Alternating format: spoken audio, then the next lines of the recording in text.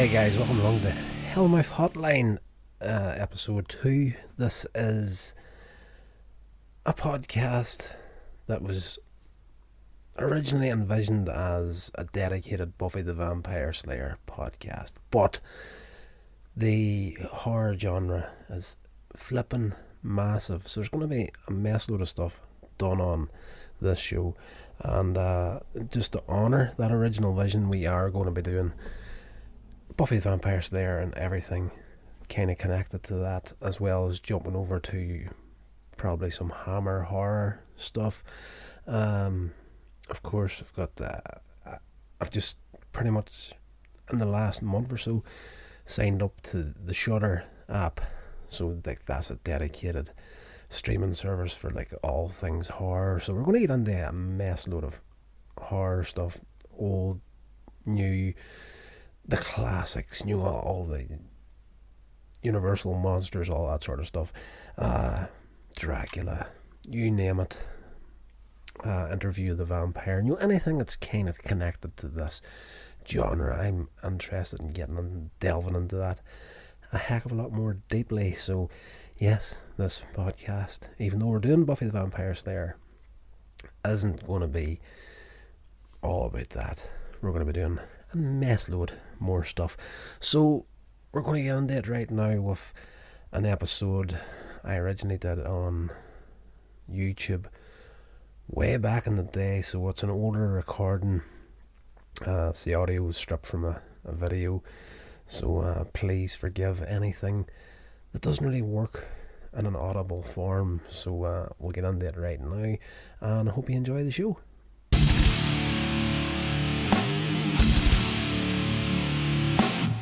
Buffy the Vampire Slayer, the movie, it's not a strong film, to say the very least, but it did spawn the series, and eventually spawned a spin-off series to that series. So you know what, it did, in a way, become a classic. So it was originally released in 1992, written by Joss Whedon, who we all know, the guy responsible for directing the Avengers, whole mess load of stuff. Like, he went on after this film to write, produce Buffy the Vampire Slayer, the TV series, and then that went on to the Angel series.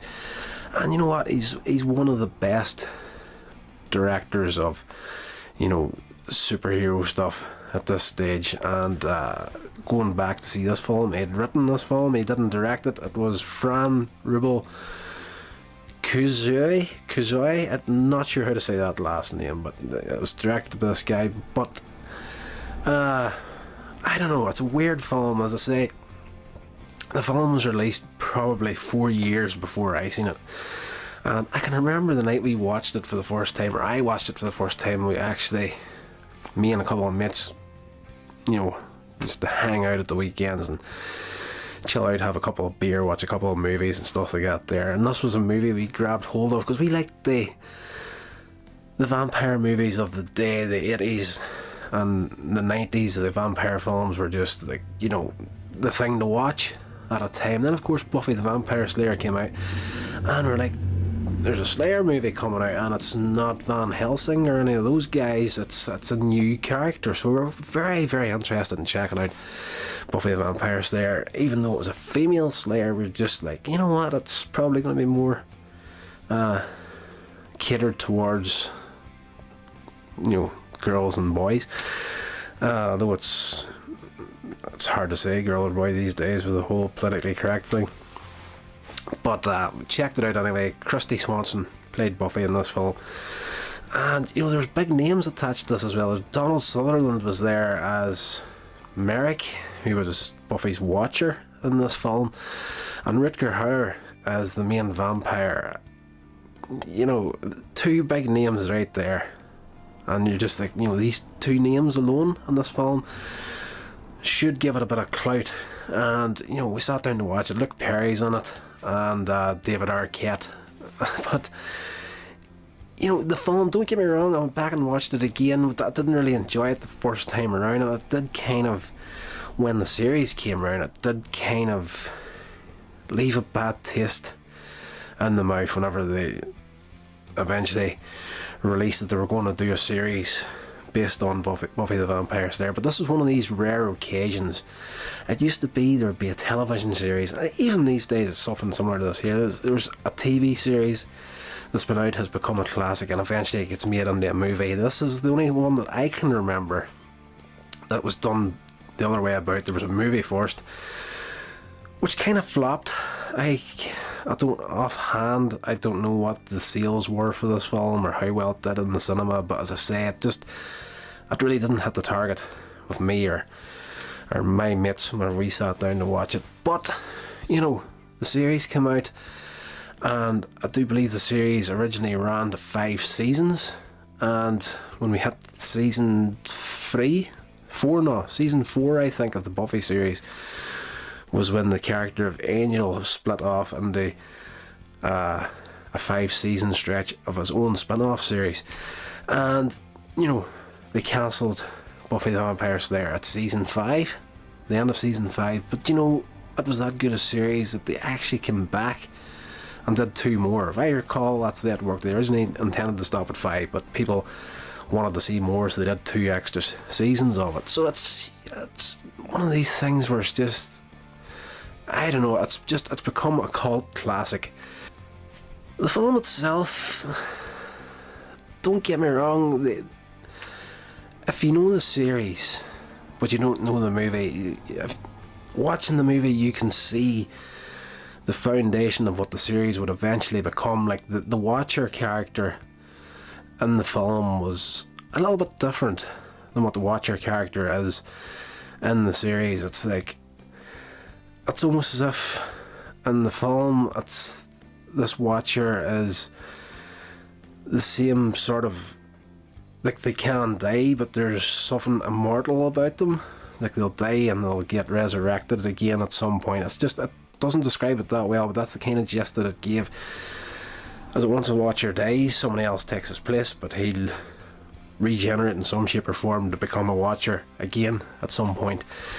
And he can't rest properly until the vampires are destroyed, sort of thing. So, the main problem I had with this film wasn't exactly the acting, it was more the directing of it. I don't think it was directed that well, because, and I don't want, as I've said in previous videos, I don't like to slag off movies because, you know, I make short films myself. I know how difficult it can be, but they play on the clueless teenager thing far too much in this movie, and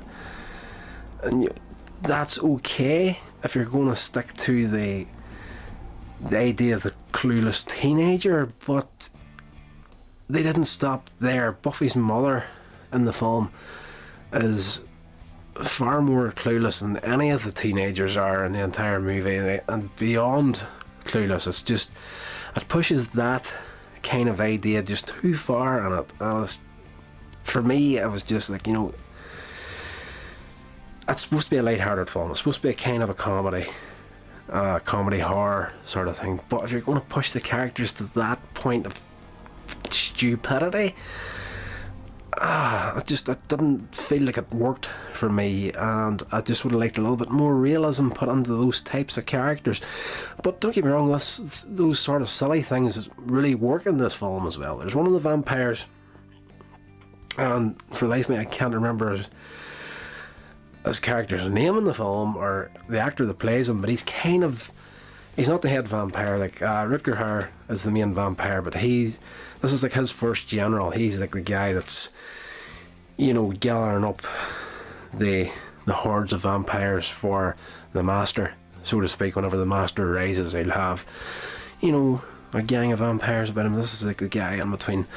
And the bit where Buffy slays him, like, she sticks him in the heart with the stake, he screams and he goes down, you think he's dead, next thing, pops back up and he's, oh, ah, ooh, all this just overly exaggerated dying sequence, and, you know, taking the hand out of it. It was, don't get me wrong, it was funny. I did laugh at that, and and this goes on for quite a bit.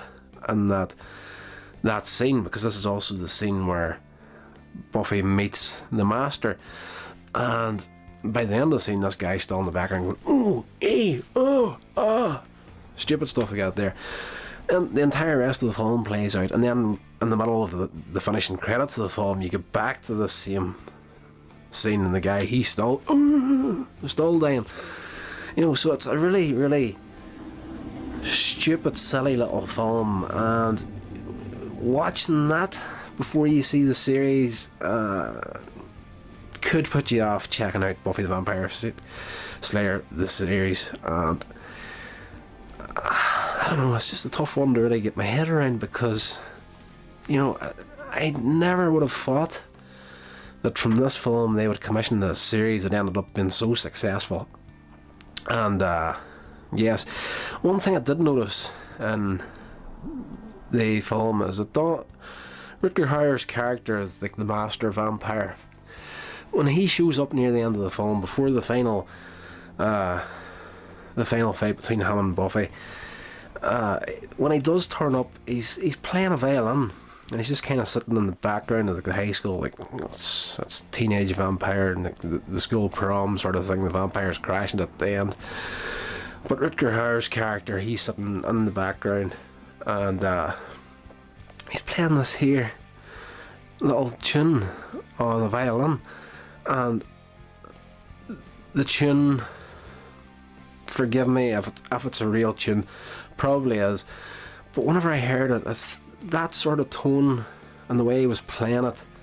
And I've been trying to look it up online to see if there's actually anything to back this here up, but the first time I heard him playing that there, the first thing that came into my head was the opening music to the spin-off to the Buffy series, Angel, because that has a violin intro to its theme tune. And it was very, very similar to that there. And I went and checked out the theme tune, and, you know, there's a few notes are slightly different, but I was thinking, is that a basis? When they started the Angel series and they were coming up with a theme song to the series, did they go back to the Buffy the Vampire Slayer movie and pull from that to create the song for the intro to Angel? So I don't know. I don't seem to be able to find anything online. If there was any truth in that, I'm sure somebody is cotton on it now before me. But then again, as I say, this film, it's entertaining enough, but, you know, to spin off 7 seasons of a series on television from this film, which in turn spun off 5 seasons of a spin-off series to that series, and I do believe animated TV shows as well, and it's a cult classic now. Watching this film, you wouldn't have seen this happening. You couldn't have predicted this. You wouldn't have thought it would be so successful at the end. You know, if you're a fan of the series and you've not seen this film, you need to go back and check it out. And it's not a great film by any means, but at the same time, it is a watchable film, and most of the characters have their moments in it, but just, if they didn't push that Clueless thing so far, it would have been a stronger film. This has been a production of Coins Edge Media. Check out my social media links in the show notes. Thank you so much for listening.